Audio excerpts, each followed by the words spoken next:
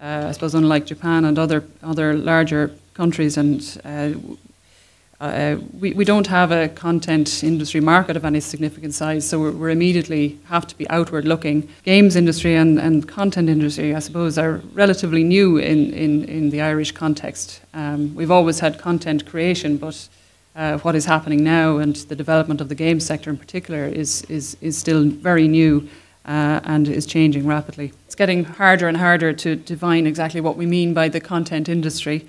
Not only are these activities now interacting very much with each other, but the digital revolution, of course, has brought a whole new host of actors, delivery channels, and enabling activities to the area. And I suppose, in a way, it makes a mockery of a sort of traditional sectoral view of the economy. The new business models are challenging traditional business fundamentals, and the notion of the digital workplace, where collaboration is the norm, agility is essential, and teamwork and multidisciplinary teamwork is critical, and those teams are often distributed globally.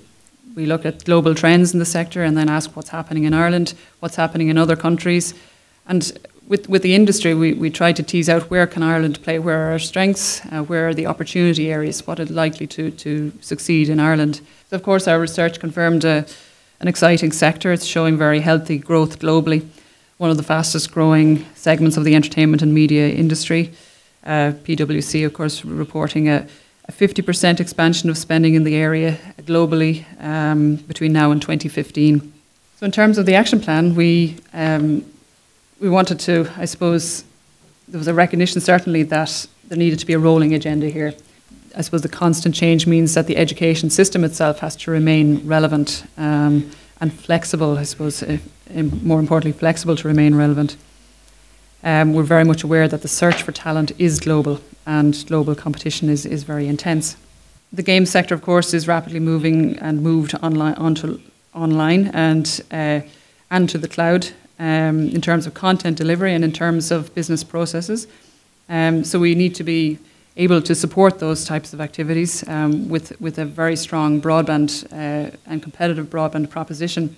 We have identified a number of areas that Ireland can potentially be strong in, and that investment will be targeted in these areas in particular. For example, future networks and communications, the data analytics, data management and security and privacy, and in digital platforms and content and applications. So these areas will be targeted for public funding for research and development in the coming years in support of the games industry and the wider content industry.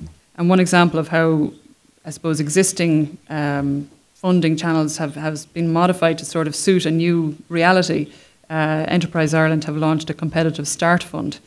So I suppose it recognises that small games companies and internet startups are usually young. They're usually high on ambition. They're low on commercial acumen and experience, and unlikely to have the financing even to get to advance their startup activity ideas. It's hard to get investment at an early stage.